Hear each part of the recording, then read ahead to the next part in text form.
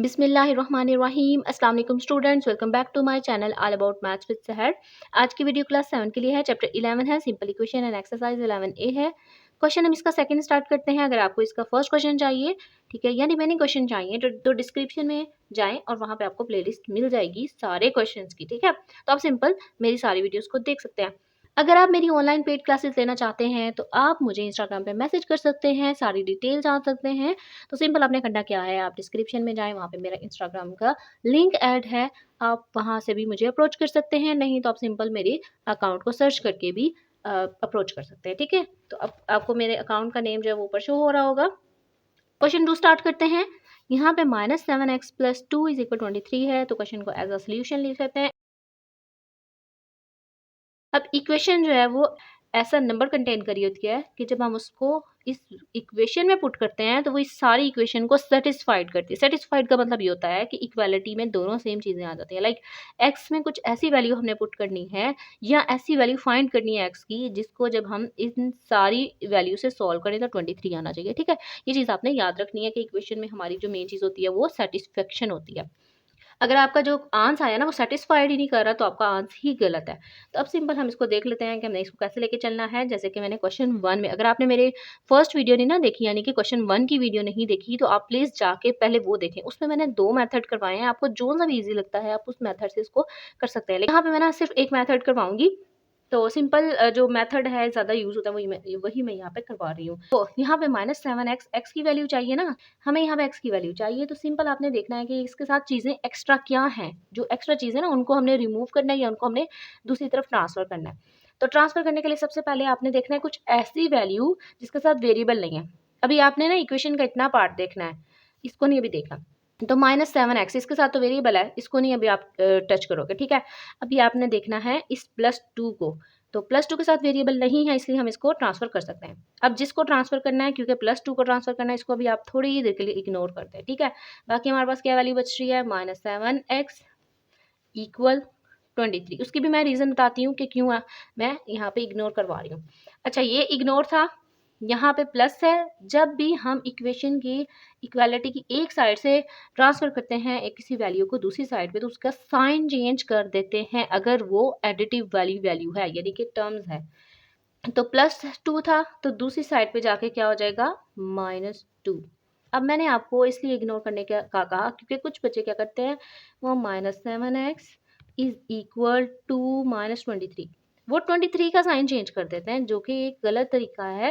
हालांकि ट्रांसफ़र तो 2 नहीं होना होता है ना, तो वो 23 का साइन जल्दी में जो उसका गलत कर देते हैं, उसका चेंज कर देते हैं। तो इस चीज़ से बचने के लिए इग्नोरेंस ज़रूरी है। थोड़ी देर के लिए बस आपने इग्नोर करना है, उसके बाद उसको ट्रांसफ़र कर देना है साइन चेंज करके, ठीक है। हम इनको सॉल्व कर लेते हैं। प्लस माइनस माइनस यानी कि 23 के साथ अगर कोई साइन है तो प्लस का साइन एग्जिस्ट करता है ना, ये तो आपको पता है। तो प्लस माइनस -23 में से 2 को निकाला तो 21। अब ये -7x, यहाँ पे आपको डिफरेंस बता दूं, -7x एंड 7 - x में डिफरेंस है, बहुत ज़्यादा फ़र्क है। ये जो है ना, ये टर्म्स की फॉर्म है। इसमें कितनी टर्म्स है, 1 और 2। इसमें कितनी टर्म्स है, इसमें एक ही टर्म है, लेकिन कौन सी है, नेगेटिव वैल्यू है। अब हमें x की वैल्यू चाहिए, तो 7 -7 यहाँ पे क्या हो रहा है, मल्टीप्लाई। कोई साइन नहीं ना होता, अगर वेरिएबल और नंबर आपस में अटैच हुए हों, लिखे हों और उनके दरमियान में कोई साइन नहीं ना होता, आपको नज़र नहीं आ रहा, तो इसका मतलब वहाँ पे मल्टीप्लिकेशन का साइन एग्जिस्ट कर रहा है। अच्छा, जैसे हमने यहाँ पे प्लस को ट्रांसफ़र करते हुए माइनस कर दिया था ना, अब यहाँ पे इस मल्टीप्लिकेशन को जब हमने ट्रांसफ़र करना है तो डिवाइड करना है। 4 चीज़ें होती हैं, अगर प्लस हो रही है वैल्यू तो साइड पे जाके इक्वेशन की दूसरी साइड पे जाके माइनस हो जाती है, अगर माइनस हो रही है तो प्लस हो जाती है, अगर मल्टीप्लाई हो रही होती है तो दूसरी साइड पे जाके डिवाइड हो जाती है, और अगर डिवाइड हो रही है तो मल्टीप्लाई, ठीक है। ये चारों चीज़ें आपने मेन याद रखनी है। तो अब मैं सिंपल क्या करूँगी, -7 को ट्रांसफ़र करूँगी। जैसे कोई एक इंटीजर होता है ना जिसके साथ प्लस भी हो जाता है, माइनस भी हो जाता है, तो -7 जो है ना वो एक इंटीजर आप कंसीडर कर लें। तो हमने जिसको ट्रांसफ़र करना है उसको थोड़ी देर के लिए इग्नोर कर देते हैं। x = 21। अभी मैंने इसको इग्नोर किया, जिसको ट्रांसफ़र करना था, सारी वैल्यूज़ लिख दी।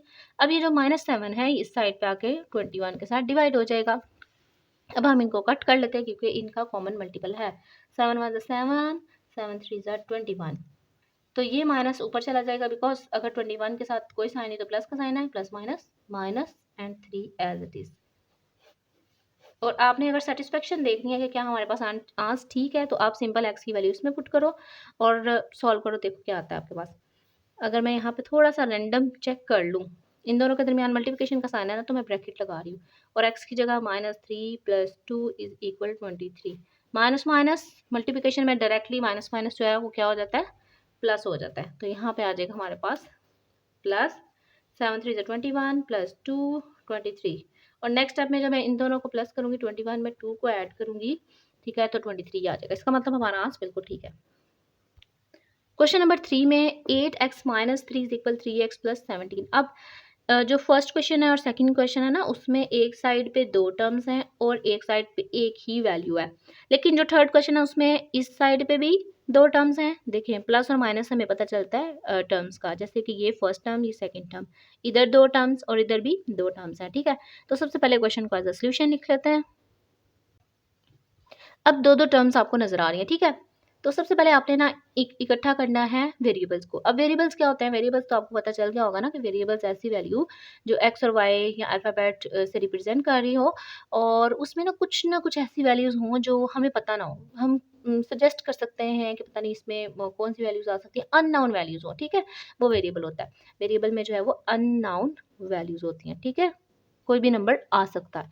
अब आपने क्या करना है, ये जो वेरिएबल वाली वैल्यूज है ना, इनको आपने एक तरफ कर देना है। और जो कांस्टेंट है, कांस्टेंट कौन सा होता है, वही नॉट ऐड के जिसने कभी भी चेंज नहीं होना होता, ठीक है, नॉट चेंज। वेरिएबल और कांस्टेंट को इकट्ठा कर देना है। अब जिसके साथ एक्स एक्स मौजूद है वो वेरिएबल है। अब मैं सिंपल क्या करूंगी, इस साइड पे वेरिएबल मुझे चाहिए ना, तो आपने ना पहले इतने पार्ट को देख लेना, इतनी इक्वेशन को देख लेना कि इसमें वेरिएबल कौन सा मौजूद है, 8x, तो 8x एज इट इज। अब आपने ना ये नहीं करना कि खाली x लिख देना, ये जो x 8 है ना, ये इसका कोफिशिएंट है, ये इसके साथ ही रहेगा, अलग नहीं होगा, सेपरेट नहीं होगा, ठीक है। तो इक्वल, सेंटर में मैंने लगाया इक्वल, इस साइड में वेरिएबल जो भी मौजूद था मैंने वो लिख दिया, ठीक है।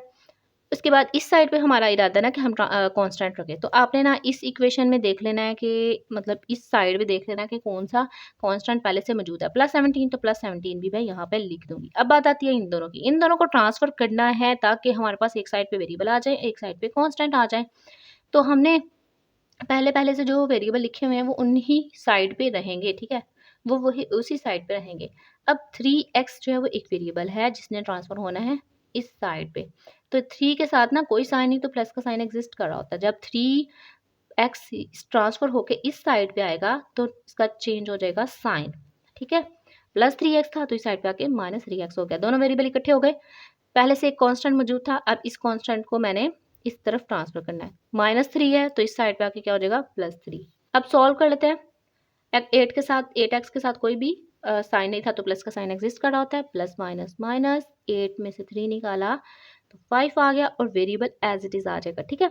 अब बात यहाँ पे मेन है कि वेरिएबल का अपने उसकी पावर चेंज नहीं करनी, बिकॉज ये ऐड हो रहे हैं। ऐड या सब्ट्रैक्ट जब होता है ना वेरिएबल, तो कभी भी हम उनकी पावर को ऐड नहीं करते, वो सिर्फ और सिर्फ मल्टीप्लिकेशन में करते हैं।